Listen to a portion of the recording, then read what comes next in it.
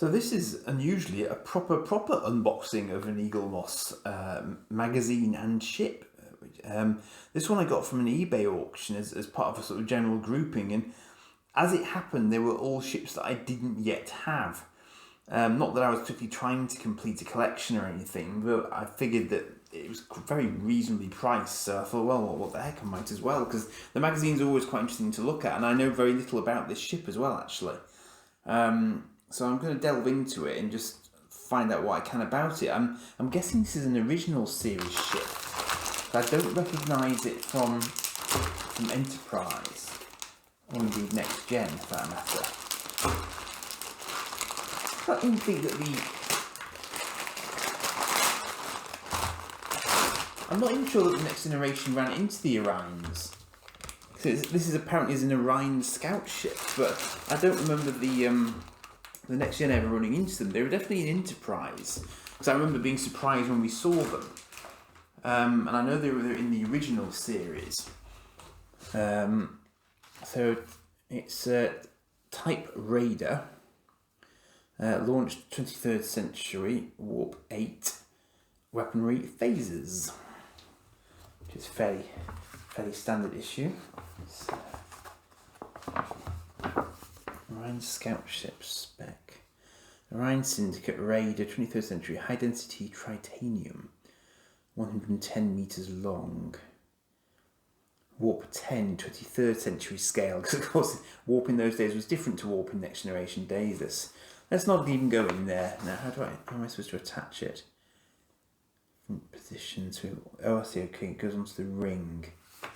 Presumably is the engine section of it.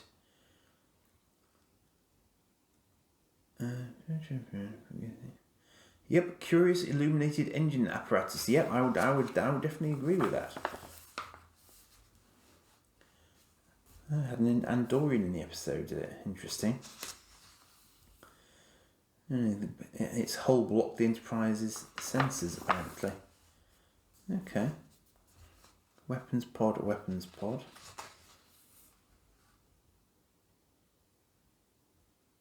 Interesting. It was intended to be a sort of suicide mission ship, apparently. So it used up all of its energy as it was going, and that was it. It was done, and then it couldn't get home again, apparently. GC Fontana, Spock and the Vulcans. You can see the magazine was definitely well worth having. It goes into a lot of detail each time. Old school Andorians. He looks very upset. He really does. That's cool. Okay, so let's have a look at the ship now. A quick flick through the mag. Okay. Quite a small box for this one compared to some. Crunch. That's a very unusual. That's weird because that dropped off the side there. I've never seen that. I've never actually seen this box configuration before. That's different. So it just says. So all that detail in the magazine, it just says Orion ship. That's it, apparently. Fair enough. They can do it as they wish. It's their product. But it's a teeny tiny box compared to some of them. I wonder if this is going to be. No, you see, I mean, I have to say to you guys, they are pretty consistent. You see, this is plastic, the ring, but the little element of the primary hull there is metal. So I believe that I said that goes on like so. I'm a little bit concerned that I'm attaching it to a wholly plastic piece, but that appears to be correct. And then generally they go along with the. It's quite funny actually. It's nowhere near as big as the stand is lengthwise, but that appears to be that one. I mean, it's well detailed of its sort, considering it's quite a small model sort of in and of itself. It's got some nice detailing around the edges of the ring there, the drive section. And quite unusual to see the sort of sort of perspexy sort of glass balls almost on the model as well. That's not the sort of thing that Eaglemoss often do with their models, so that's very cool.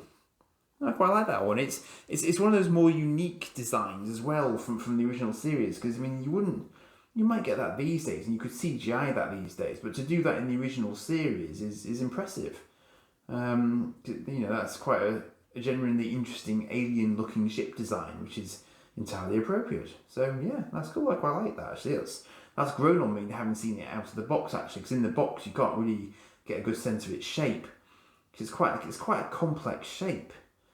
Yeah, I like that. That's cool.